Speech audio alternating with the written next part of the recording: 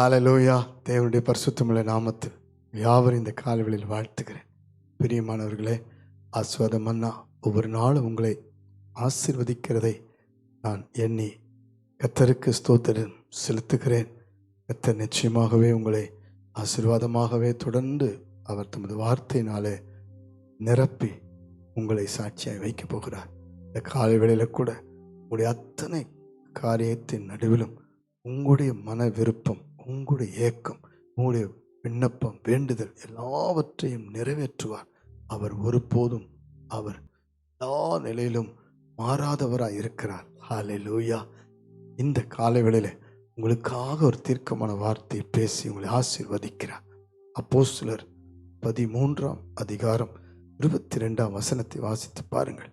பின்பு அவர் அவனை தள்ளி தாவீதை அவர்களுக்கு ராஜாவாய் ஏற்படுத்தி ஈசாயின் குமாரனாகிய தாவீதை என் இருதயத்துக்கு ஏற்றவனாக கண்டேன், எனக்கு சித்தமானவைகளை எல்லாம் அவன் செய்வான் என்று அவனை குறித்து சாட்சியும் கொடுத்தார். ஹல்லேலூயா. சாட்சியின் வாழ்க்கையை தேவன் எதிர்பார்க்கிறார். அப்போஸ்தலர் 1:8 பரிசுத்த ஆவி உங்களிடத்தில் வரும் பொழுது நீங்கள் எல்லா விதத்திலும் தேசம் எங்கிலும் உலகத்தின் முடிவு பரியந்தம் நீங்கள் பட்டணத்திலும் கிராமங்களிலும் உங்களுடைய சொந்த குடும்பத்திலும் சாட்சிகளாய் இருக்க தேவன் அபிஷேகம் பண்ணுவேன் என்று சொல்லுகிறார்.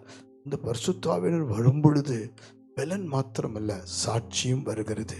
பிரியமானவர்களே, தேவன் சவுலை ராஜாவாக்கின நோக்கமே ஜனங்களை அவன் விடுவிக்க வேண்டும் என்று, தேவ சித்தத்தை செய்ய வேண்டும், தேவனுக்கு கீழ்ப்படிய வேண்டும் என்றுதான் அபிஷேகம் பண்ணினார். ஆனால் சவுல் இன்றைக்கு சாட்சி என்ன? தேவன் புறக்கணித்து தள்ளின ஒரு ராஜா என்ற சாட்சியை பெற்றான். காரணம், தேவனுக்கு கீழ்ப்படியாத ஒரு காரியத்தை செய்தான், தேவ சித்தம் இல்லாததை செய்தான், தேவனுடைய வார்த்தையை புறக்கணித்தான். பிரியமானவர்களே, இன்றைக்கும் கூட ஏன் நம் வாழ்க்கையில சில சாட்சிகள் இல்லாமல் போகிறது? தேவனுடைய வார்த்தையை நாம் ஏற்றுக்கொள்வதில்லை, தேவனுடைய வார்த்தைக்கு கீழ்ப்படிவதில்லை, தேவனுடைய சித்தத்தை செய்வதில்லை, தேவனுடைய வார்த்தையை நாம் புறக்கணிக்கிறோம், அசட்டை பண்ணுகிறோம், நிர்விசாரமாய் காணப்படுகிறோம். நாளைக்கு பார்த்து கொள்ளலாம், அப்புறம் பார்த்து கொள்ளலாம் என்றெல்லாம் நாம் அதை புறக்கணித்து தள்ளுகிறோம். தேவனுடைய ஆலோசனைக்கு காத்திருப்பதில்லை. ஆனாலும் பாருங்கள், நம்முடைய வாழ்க்கையில தேவன் திரும்ப ஒரு சூழ்நிலை கொடுக்கிறார். அன்றைக்கு சவுலை தேவன் ராஜாவா இல்லாதபடி புறக்கணித்தார். ஆனால் தேவன் இன்றைக்கு நம்ம கிருபை வைத்து திரும்பவும் நம்மை தாவீதை ஒரு சாட்சியாய் முன்வைத்து நம்மோடு பேசுகிறார். தாவீது தேவ சித்தத்தை செய்யும்படி வனாந்திரத்திலே கர்த்தரை ஆராதித்தான், கர்த்தரை நம்பி இருந்தான், கர்த்தரை பாடினான், கர்த்தரையே நோக்கி ஜெபித்தான். ஒவ்வொரு முறை யுத்தம் வந்த பொழுது கர்த்தரை நம்பியிருந்து அவர் சித்தம் என்னவோ, அவர் வார்த்தை என்னவோ, அவருடைய ஆலோசனை என்னவோ அதையே செய்ய அவன் ஒப்பு கொடுத்தான். பாருங்கள், அவன் சிங்காசனத்திலே போனாலும் கர்த்தருடைய காரியத்திலே அவன் ஒருமனமாய் இருந்தான். எல்லாருக்கும் மத்தியிலே கர்த்தர் தாவீதை சாட்சியாய் ராஜாவாய் மாற்றினார். தனக்கு ஏற்றதை செய்தவன், தன் இருதயத்துக்கு ஏற்றதை செய்தவன். இன்றைக்கும் கூட பரிசுத்த ஆவியானவர் நம்மோடு அவர் பிதாவின் சித்தத்தை செய்வதற்குத்தான் அவர் அழைத்திருக்கிறார், அபிஷேகித்திருக்கிறார், அவர் நம்மை வாழ வைத்திருக்கிறார். பிதாவின் சித்தமே அல்லாமல் வேறொன்றையும் நான் செய்யவில்லை என்று சொல்லி இயேசு சொல்லியிருக்கிறார்.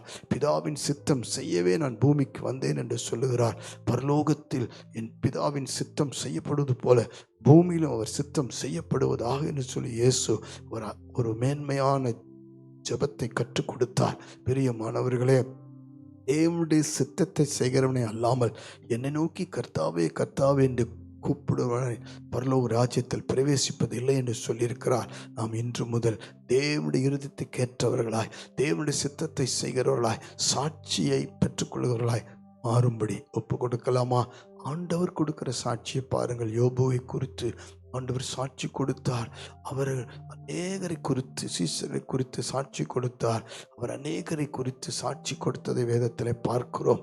ஆண்டவர் இன்றைக்கு உங்களை குறித்து, என்னை குறித்து சாட்சி சொல்ல வேண்டும். ஆண்டவருக்கு உத்தமமாய் உண்மையாய் இருந்த மோசேவை குறித்து சாட்சி சொன்னார். காலேபை குறித்து, யோசுவாவை குறித்து சாட்சி சொன்னார். இப்படி ஆண்டவருடைய சாட்சியை நாம் பெற்று இந்த பூமியிலே வாழ ஒப்பு கொடுக்கலாமா? கண்களை மூடுவோம். உங்களுடைய பாவங்கள், உங்களுடைய குறைகள், குற்றங்கள், தேவனுக்கு சித்தமில்லாதது செய்த எல்லாவற்றையும் ஒப்புக் கொடுப்போம். குறிப்பாய் வாலிப பிள்ளைகள், இன்றைக்கு சாட்சியுள்ள வாழ்க்கைக்கு ஆண்டவருக்கு ஒப்புக் கொடுக்கலாமா? முழு குடும்பத்தையும் ஆண்டவர் சாட்சியை மாற்ற வேண்டும். அன்பின் பரலோக பிதாவே, உம்முடைய கருத்தில் இந்த காலவேளையில் எங்களை தாழ்த்தி ஒப்புக் கொடுக்கிறோம்.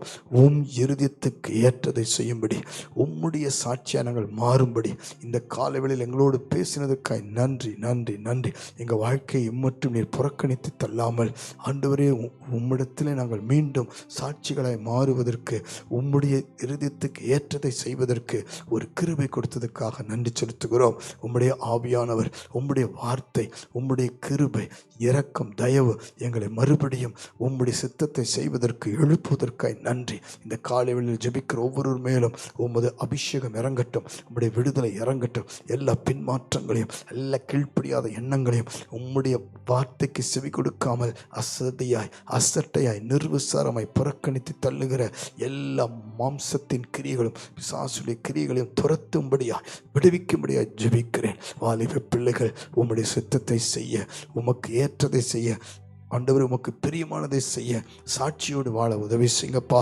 முழு குடும்பங்களையும், ஊழியங்களையும் ஆசீர்வதிக்கும்படி சாட்சியாய் நீர் சொல்லி இந்த பூமியில உமக்கு சாட்சியை வாழ்வதற்கு கிருபை செய்யும்படி ஜெபிக்கிறோம். நீர் அப்படி செய்வதற்காக நன்றி. உம்முடைய இருதயத்துக்கு ஏற்றதை செய்ய, உமக்கு சித்தமானதை செய்ய சாட்சியோடு இருக்க உதவி செய்வதற்காய் நன்றி, நன்றி, நன்றி. இயேசுவின் மூலம் பிதாவே, ஆமென், ஆமென். God bless you. ஆண்டவர் நம்மை குறித்து சாட்சி கொடுப்பார்.